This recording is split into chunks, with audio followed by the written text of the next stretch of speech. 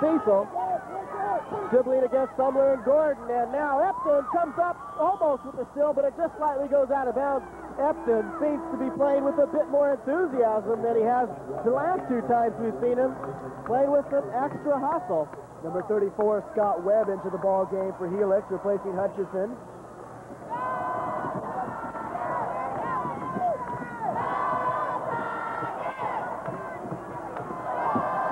Muldrow on the wing, Lawrence West concentrating on defense against him. Cecil, Epton with the steal, this time his second. Epton, Gordon on the side, and that'll good, but there'll be a traveling call. The basket will not count. Epton stepped out of bounds apparently after the steal, and that negates a great steal and a nice assist. And, of course, the 2 points from Gordon. The score remade 25-21 Morris. This is a side of Ray Epton we never saw last year. He can play defense. He's not getting his 30 points a game here. Again, that Morris defense. Sumler with the steal, tries to get it to Gordon. Gordon can't save it. It goes out of bounds. But we see that aggressive Morris defense again present, forcing the steals, bad passes, and coming up with them, and they turn them into points. 25-21, we've got a timeout taken by the Helix Highlanders. The offensive showtime aspect of the Tigers gets a lot of publicity, but they've won this year on defense more than anything else. They do it by hustling, and any team, any coach will tell you defense wins you basketball games, and you can't coach that enough. And that's what Ron Davis does with these talented ball players, brings them into a team concept, gets them playing defense. He forces the other teams to get by that quick full-court press. There's a lot of pressure on an opponent. Helix trails by 4, Morris 25, Helix 21. The Helix cheerleaders leave the court after doing a routine. 3:21 left in the half. Smile, we're on TV. Oh, hey. Camera up there, we're on TV. Hi, Mom. Hi, Randy. There you see some of the fans behind us, the Morris fans. They come out in force. Now, there's a man who knows how to react. These are the cool San Diego sports arena crowd. We're on camera, no problem.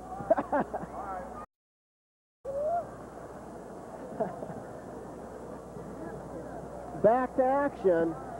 Helix with the ball against the Morris full court press. Espinoza dribbling. Gives it off to Mutter. Muldrow to Cecil. Cecil being guarded by Sumler. Sends it back off to Mutter. Muldrow. Espinoza against Epton. Espinoza makes the basket, and Epton will be called for a foul. Juan Espinoza said, hey, you're going to dunk on me, I'm going to come right back at you. He got Epton up in the air. If you take another look at it, he got Ray Epton up in the air. A good pass to get Espinoza the ball low. Once Epton gets up in the air like that, it's all over. It was the fake that keyed it. Epton went up, and then when he came down, Espinoza went up and got the foul and the point. And Espin completes the three-point play, 25-24, more point. The Tigers on offense. Sumler gives to West, who gives it back to Gordon. West to Epton. They go inside to Epton. Epton puts it up and in. What a play. Epton really exerting himself tonight. If they're going to be able to get Epton and Lawrence West the ball low, down low like that, they're going to pick Helix apart. Cecil being guarded tightly, sends it up to Webb. Webb back out to Mutter, to Espinoza. Mutter now goes inside Espinoza. Espinoza all alone. Lawrence West with a big stuff. That'll be called goaltending. Good call by the officials. I was about to say, good call by referee. Dennis Ackerman was right on top of it. That's Dave Melton there. But it went off the backboard. Once it goes off the backboard, you cannot touch it. And that's a good call by the referee. 27-26, the Tigers by 1. Gordon won't go, rebound Espinoza. Jim Mutter brings it down court. Martell Johnson will come back into the ball game along with Carl Fisher. They just trade guards next time play stops. Webb, guarded by Sean Bell. He tries to go inside against Muldrow. Pass goes through Muldrow's hands. It'll be Morris's ball as we see Fisher and Martell come back into the ball game. The 18 guards, along with number 30 for the Tigers, Phil Lewis, as Coach Ron Davis returns to his starting lineup. And it's difficult to say first stringers and second stringers on Morse because Coach Davis has so much talent. He gives everybody, or uses quite a few of his players. And as you mentioned before the game, that is why they can play 3 games in 4 nights and then come in here to the finals and still be fresh and ready to play. Lewis, a lot of depth. Carl Fisher to Martell Johnson. Morris by a point, 27-26. Epton, top of the key, in and out, won't go, and there'll be a foul underneath. It'll go against Phil Lewis. Lewis a little unhappy with that call. Helix fans don't mind, though, as you see number 15, Rusty Nelson, coming off the bench for Helix. He'll come back into the ball game replacing Chuck Cecil. Also coming in for the Morse Tigers, number 40, is Richie Stokes. Muldrow at the line. Helix in the bonus situation. So far, only 6 points in the game for Tyrone Muldrow, who's been averaging over 20 points a game in the playoffs, and he increases that to 7 points. And in doing so, he ties the ball game up at 27-27, 111 as you see on your screen in the first half. And now Helix on top, 28-27.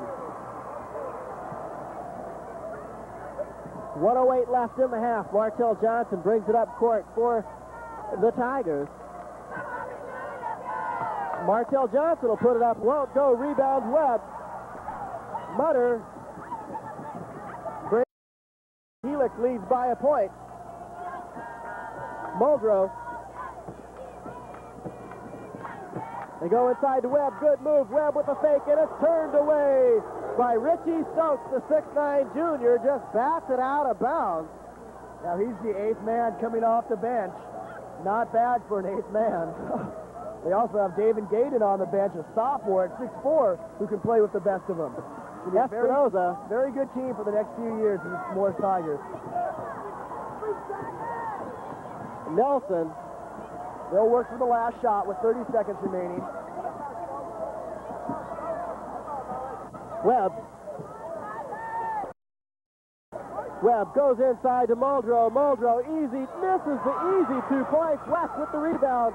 And that's going to be a foul against Muldrow. Muldrow perhaps a little upset at himself missing that easy shot. He should be. He should be. Perhaps we can take another look at it.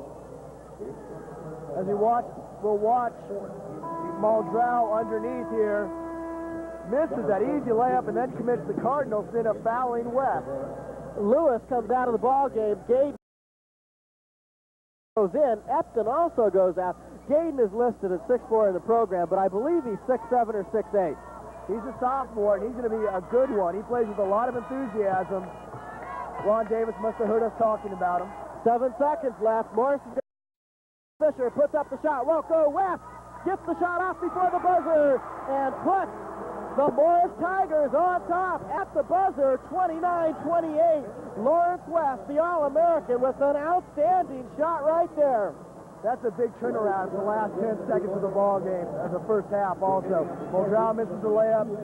Morris comes back and gets 2 points, and they go into the locker room with a 1-point lead, and that's important. But certainly this is everything we could expect from a 3A championship game. Everything we expected. 2 good teams battling it out here. I think this game's going down to the wire. 29-28. These teams have not been separated by any more than 4 points, as we see the Tigers walk into their locker room, and there some of the Tiger fans who have come here to the sports arena to root their team on. They really support their team quite a bit. They're beginning to think that this is their home court after two trips in the last 2 years here. Morris, the defending champion, they beat Patrick Henry last year, and another thriller went down to the final seconds. Patrick Henry won last year, the year before Morse won on the last second shot by Rodney Flowers. Both games that you saw on Southwestern Cable TV. Up. The score at halftime, Morse 20-28, and we'll be back in just a moment with the start of the second half.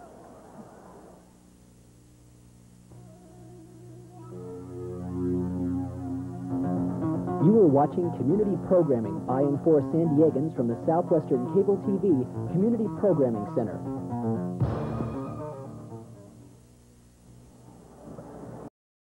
Ball game in the first half. Lawrence West puts it in from 6 feet away and gives the Morris Tigers a 29-28 lead here over the Helix Highlanders in the CIF 3A championship game from the San Diego Sports Arena. Let's take a look at some of the first half highlights. Certainly we could have a highlight film of the entire year with the highlights from the first half. Look at this block by reserve Richie Stokes going up to reject. That's Phil Lewis, I should say, rejecting Juan Espinoza. That's just a little bit of the defensive action. Certainly a defensive standout game from both sides of the coin. Maybe the Morris Tigers had a little bit of a more flashy effort, but Helix played sound defense because Morris was not able to get into the running game as much as perhaps they would have liked to. They were able to make a few drives, some outlet passes from West, but those mostly in the first period. Then the Helix defense stiffened. Certainly Lawrence West had just a typical outstanding first half for him. Showed a little bit of what he can do in the first half. He had at least, checking the first half stats, he had 10 points. It's a typical effort as we see him on this drive against Juan Espinoza. One-on-one, you are not going to be able to stop the man. That's all there is to it. When he goes up against on that open court like that, the man is tough. He's an All-American, and we should congratulate Lawrence West because just today he was named to the Parade Magazine All-American team. Certainly just one more honor for that young man. And well-deserving. He's being highly recruited by Nevada, Las Vegas, DePaul, UCLA, and Louisville. One of the keys for Helix in the first half, though, was the play of number 25, Juan Espinoza. Espinoza connected for 13 points, and he was coming in. He usually does not start, but he has given them a great offensive spark coming off the bench. And with Chuck Cecil hurt, they're going to need Espinoza, and they're going to need him badly. 13 points coming in from him is clutch points. He played well both offensively and defensively, and he deserves credit for why Helix is still in this ball game. Yeah, and I believe we do have a look at Juan Espinoza sooner. Here we have a look at Juan Espinoza in action as he controls the baseline here, driving against Ray Epton. Ray Epton is a tough man to drive against. There you see the Morris Tigers. They lead by 1 on the Lawrence West shot, an outstanding shot after Fisher had missed it, and he put it up, and the ball wasn't 2 inches away from his hands. When the buzzer went off, touched nothing but net, gave the Tigers this 1-point lead, both teams having played very well. As we look at the first half scoring for the Morris Tigers, Martell Johnson had 2 points, Carl Fisher 8, Lawrence West had his customary quiet 10 points, Ray Epton had 5, Ronnie Lewis and David Gayden had 2 apiece. For the Helix Highlanders, Tyrone Muldrow had only 8 points, a little below his average for the playoffs. Scott Webb had 4 points, Rusty Nelson 5, Juan Espinoza, the big man, with 13 points. Let's take a look at what Ray Epton can do. Not a big first half for Ray Epton, but look at this dunk right in Espinoza. Espinoza committed the foul. That was a 3-point play. A big difference in the first half. You want the big difference in the first half, however. The Morris Tigers only took 1 shot from the free throw line. Helix Highlanders went to the line 10 times, made 9 of their free throws. That is why Helix is still in this ball game. And if they can go to the line 10 times a half, make 9 of them, that's going to help them tremendously down the stretch. In the playoffs, Helix beat Torrey Pines by 21 points, I believe it was, 75-54. And in that game, they connected on 32 of 34 line. Helix is an outstanding team from there. It's got to be frustrating for the